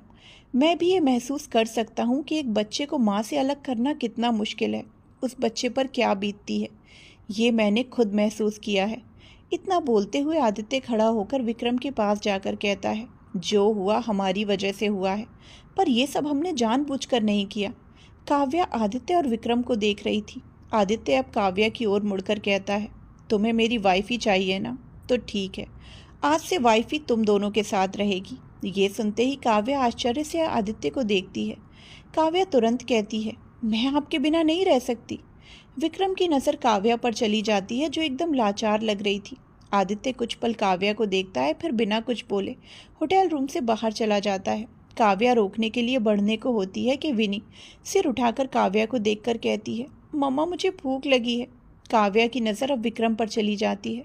विक्रम जल्दी से खाना ऑर्डर करता है। कुछ देर में खाना आता है तो काव्या अपने हाथ से विनी को खिलाने लगती है, लेकिन इस वक्त काव्या का ध्यान सिर्फ आदित्य के जाने पर था। ये बात विक्रम भी नोटिस कर रहा था। कुछ ही देर में तीनों नीचे जाकर कार में बैठ जाते हैं। काव्या हर तरफ नजरें फिराने लगती है, पर वहाँ आदित्य की कार नहीं थी। आदित्य जा चुका था। ये देखते ही काव्या की आंखें नम हो जाती हैं। दूसरी ओर वंशज के हाथ में एक डायरी थी, जिसे वंशज बहुत गौर से देख रहा था। उस डायरी की हर एक लाइन वंशज को याद थी, फिर भी वो इसे रोज़ पढ़ता था। वो डायरी को खोलते हुए पहले पेज को देखता है, जिसमें बहुत ही खूबसूरत तरीके से सिया लिखा हुआ था और उसके नीचे एक लाइन लिखी थी, मेरी ज़िंदगी का सफ़र। वंशज एक पल उसे छूते हुए पेज पलटता है। पेज के पलटते ही उसके सामने सिया की लिखावट दिखती है, आज मेरे कॉलेज का पहला दिन है, बहुत ज़्यादा नर्वसनेस हो रही है। आज पहली बार एक अनजान जगह में, पता नहीं मैं क्या करूँगी। अंदर से डर भी लग रहा है, पता नहीं मैं अकेले क्या करूँगी। आज कॉलेज का पहला दिन ही था और पहले ही दिन मैं मेरी एक दोस्त बनी। उसके साथ ही मैं एक लड़के से टकराई। उसके छूते ही मुझे बहुत अजीब सी फीलिंग होने लगी। वो मेरी आंखों में देख रहा था और मैं भी जैसे उसकी आंखों में खो गई थी। पता नहीं ऐसा क्या था उसकी आंखों में कि मैं बस उसे देखती रह गई। आज मैं उस लड़के से फिर मिली, लेकिन उसने मुझे नहीं देखा। वो दूसरी किसी लड़कियों के साथ था, पता नहीं, लेकिन ये देखकर मुझे बहुत बुरा लगा। वो हंस हंस कर उन लड़कियों से बात कर रहा था।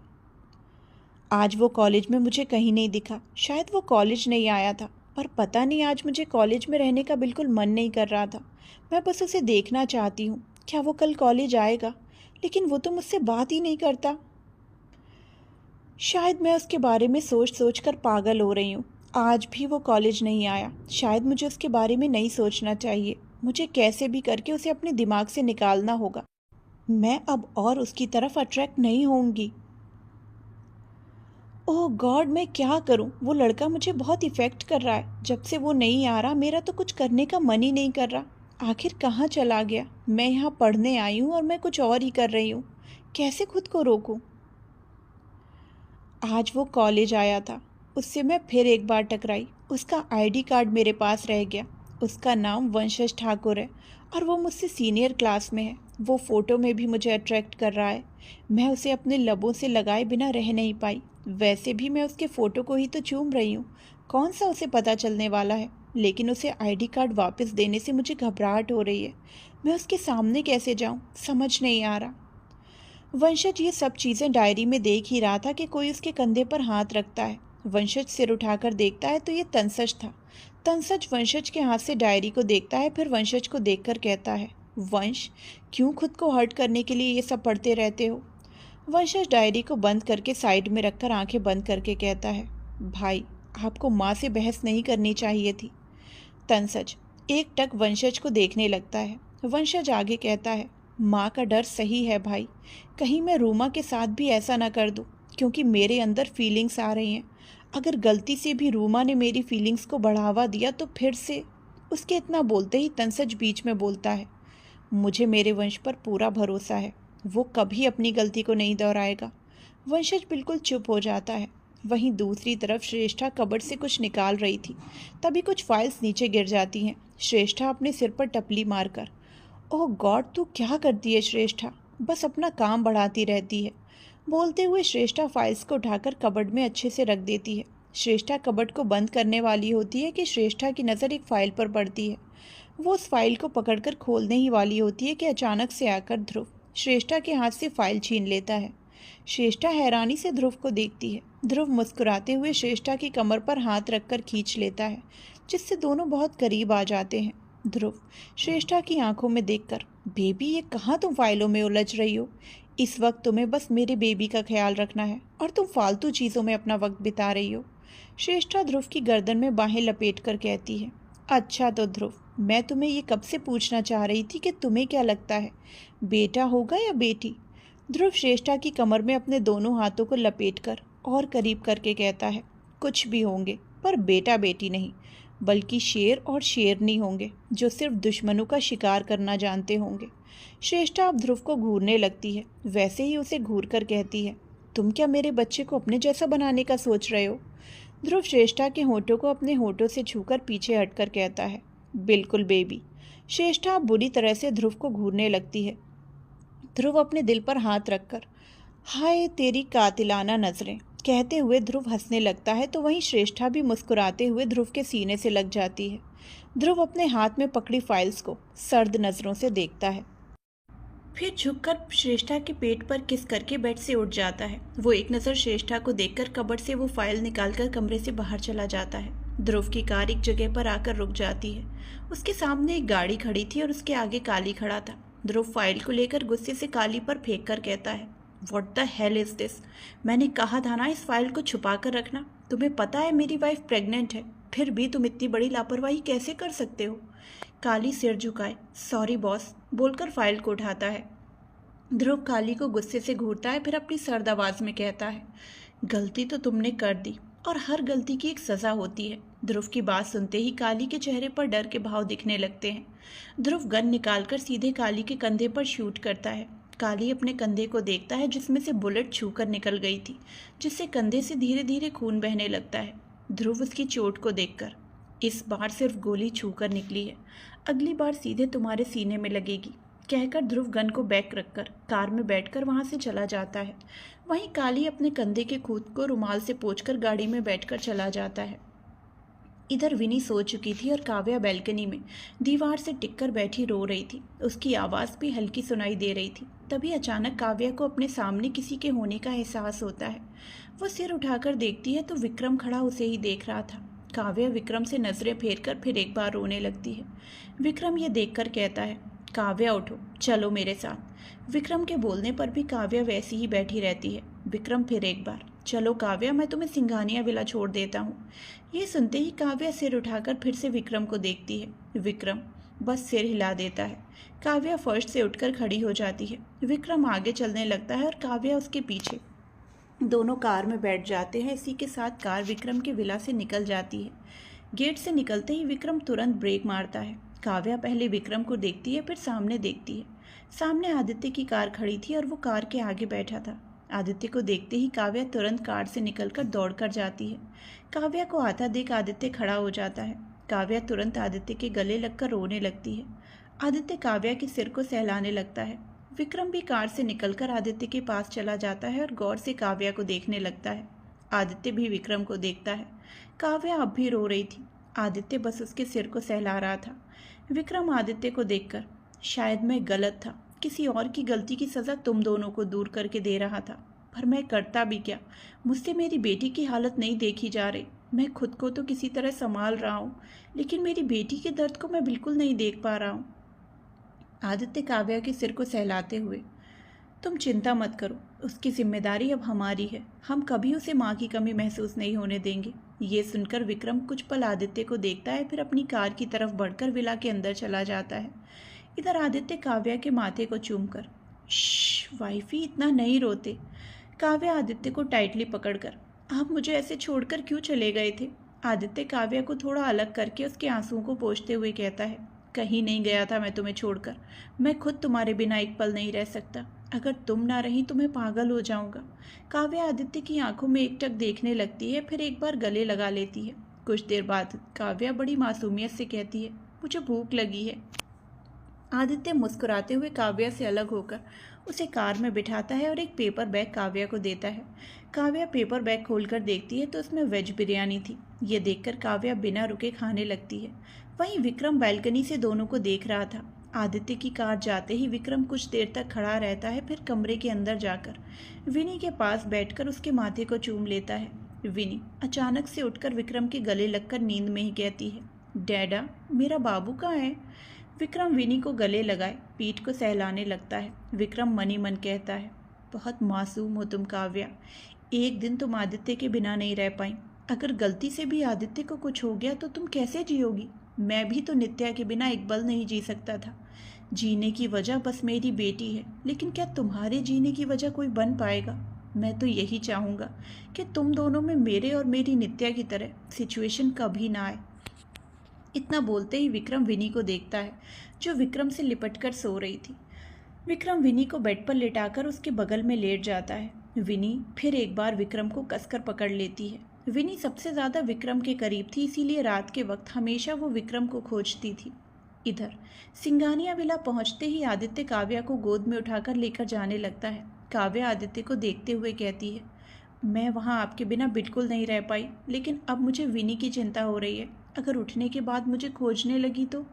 आदित्य आगे देखते हुए जवाब देता है, विक्रम ने बताया था कि विनी एक बार सोने के बाद सीधे सुबह के 8 बजे उठती है। वो विक्रम के ज़्यादा करीब है, इसीलिए कुछ कम ही अपनी माँ को याद करती है। मैं कल तुम्हें सुबह वहाँ छोड़कर ऑफिस चला जाऊँगा। आदित्य और काव्या अपने कमरे में पहुँच जाते हैं। आदित्य काव्या को बेड पर लेटाता है और खुद भी उसके साथ लेट जाता है। काव्या आदित्य के सीने में अपना चेहरा छुपा लेती है। आदित्य काव्या को कमर से पकड़कर खींचकर अपने बहुत करीब कर लेता है। काव्या सिर उठाकर आदित्य को देखती है। दोनों का चेहरा इस वक्त बहुत करीब था। दोनों की नाक एक दूसरे से टच हो रही थी। काव्या आदित्य की आंखों में गहराई से देखते हुए कहती है, आप विक्रम के विला के बाहर क्यों थे? क्या आपको पता था कि ये होगा? आदित्य काव्या के माथे को चूमकर कहता है, मैंने कहा ना वाइफी, मैं तुम्हारे बिना एक पल नहीं रह सकता। मैं बस बाहर खड़ा होकर सबके सोने का इंतज़ार कर रहा था, ताकि मैं तुम्हें अपनी बाहों में भर सकूं, लेकिन उससे पहले ही तुम दोनों बाहर आ गए। काव्या कुछ देर तक आदित्य को देखती है, फिर सीधे उसके होठों पर अपने होंठ रख देती है। आदित्य और काव्या दोनों अपनी आंखें बंद करके एक दूसरे को किस करने लगते हैं। 15 मिनट तक दोनों अपने एक दूसरे के होठों को महसूस करते हैं। फिर आदित्य काव्या को बाहों में भरकर आंखें बंद कर लेता है। काव्या भी आदित्य के सीने में अपना चेहरा छिपा लेती है। बैंकॉक में सौरा गार्डन में बैठी हुई बच्चों को खेलते हुए देख रही थी। उसके होठों की मुस्कान कहीं गायब हो चुकी थी। भले ही सौरा गार्डन में थी, लेकिन उसका सारा ध्यान सिंघानिया विला में ही अटका था। चारों तरफ बॉडीगार्ड्स की फौज थी, जिसकी नज़र चारों तरफ थी। अचानक ही सौरा के सामने आकर कोई बैठ जाता है। सौरा अब भी सामने ही देख रही थी, तभी उसे अपने हाथ में किसी की छुअन महसूस होती है। वो नज़रें अपने सामने करती है तो उसकी आंखें हैरानी से बड़ी हो जाती हैं। सौरा तुरंत उससे दूर होकर हकलाते हुए कहती है, तो तुम यहाँ? सामने बैठा और कोई नहीं, रोहान था। रोहान सौरा की आंखों में देखते हुए, मैं तुम्हें लेने आया हूँ। अचानक ही सौरा के चेहरे पर गुस्से के भाव दिखने लगते हैं। वो गुस्से से कहती है, क्यों लेने आए हो तुम मुझे? धोखेबाज हूं ना मैं? हर बार हर वक्त बस एक ही रट लगाए रहते हो कि तुम मुझे कभी नहीं अपनाओगे, कभी अपनी पत्नी नहीं स्वीकारोगे। मैंने कितनी कोशिश की तुम्हारे साथ रहने की, लेकिन तुमने हर बार मुझे हर्ट किया, और अब तुम चाहते हो मैं तुम्हारे साथ चलूं। मैं तुम्हारे साथ कभी नहीं जाऊंगी। इतना बोलकर सौरा वहाँ से जाने लगती है कि तभी रोहान सौरा का हाथ पकड़ लेता है। सौरा झटके से रोहान के हाथ को झटक देती है। रोहान घुटनों के बल बैठ अपना सिर झुकाए कहता है, आई एम सॉरी, प्लीज़ एक बार मेरी आखिरी गलती समझकर मुझे माफ़ कर दो। तुम्हारे बिना अब उस कमरे में रहने का बिल्कुल मन नहीं करता। स्वरा रोहान की बातों को इग्नोर करके जाने लगती है। रोहान फिर एक बार स्वरा को अपनी ओर घुमाकर उसकी कमर में अपने हाथ लपेट देता है। रोहान का चेहरा अब स्वरा के पेट पर था, क्योंकि अब भी वो घुटनों के बल खड़ा था। रोहान अपनी पकड़ कसते हुए, प्लीज़ मुझे छोड़कर मत जाओ। स्वरा रोहान की पकड़ से खुद को छुड़ाने लगती है, तभी एक बॉडीगार्ड की नज़र उन दोनों पर पड़ती है। वो बॉडीगार्ड सबको बुलाकर रोहान को स्वरा से अलग करता है। वो सब बॉडीगार्ड्स रोहान को मारने वाले होते हैं कि स्वरा उन्हें रोक लेती है और जाकर सीधे कार में बैठ जाती है। स्वरा के बैठते ही उनकी कार चलने लगती है।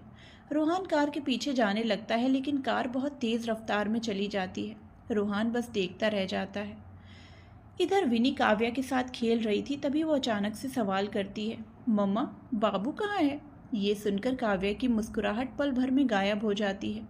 बाबू की तबीयत ठीक नहीं है बेबी डॉल, इसीलिए अब वो हमसे दूर ही रहेंगे। ये सुनते ही काव्या और विनी एक साथ मेन डोर की ओर देखती हैं। सामने विक्रम और आदित्य एक साथ खड़े थे। विक्रम को देखते ही विनी दौड़कर उनके पास जाती है। विक्रम मुस्कुराते हुए विनी को अपनी गोद में उठा लेता है। विनी विक्रम के दोनों गालों पर किस करते हुए, डैडा आप कितना लेट करते हो, आपको पता है विनी ने आपको बहुत ज़्यादा मिस किया। विक्रम विनी के दोनों गालों पर किस करते हुए, अच्छा मम्मा तो आपके साथ ही थी ना? विनी हाँ में सिर हिलाते हुए कहती है, हाँ पर फिर भी विनी ने आपको बहुत ज़्यादा मिस किया। ये सुनकर विक्रम हंसते हुए विनी के माथे को चूम लेता है, फिर आदित्य को अंदर आने के लिए कहता है। आदित्य जाकर सोफे पर बैठ जाता है। विक्रम भी विनी को गोद में लेकर बैठ जाता है। विक्रम काव्या को देखकर, काव्या तुमने खा लिया ना? मैंने सर्वेंट को सब कुछ समझा दिया था, उसने तुम्हें अच्छे से ट्रीट किया ना? काव्या बस हाँ में सिर हिला देती है। विक्रम आदित्य को देखते हुए कहता है, ये वक्त काव्या को बहुत ज़्यादा खुद का ख्याल रखने की ज़रूरत है, इसीलिए मैं सोच रहा था इस प्रोजेक्ट के बाद हम वापस चले जाएंगे। वैसे भी अब विनी का स्कूल भी बहुत ज़्यादा एब्सेंट हो चुका है और विनी को नित्या के बिना रहने की भी आदत है। वो तो विनी कुछ दिनों से नित्या से मिलने की जिद कर रही थी, तो मैं बहुत परेशान हो गया था। आदित्य और काव्या एक दूसरे को देखते हैं, फिर विनी को, जो विक्रम की गोद में आराम से खेल रही थी। उसे दूसरे किसी से कोई मतलब नहीं था।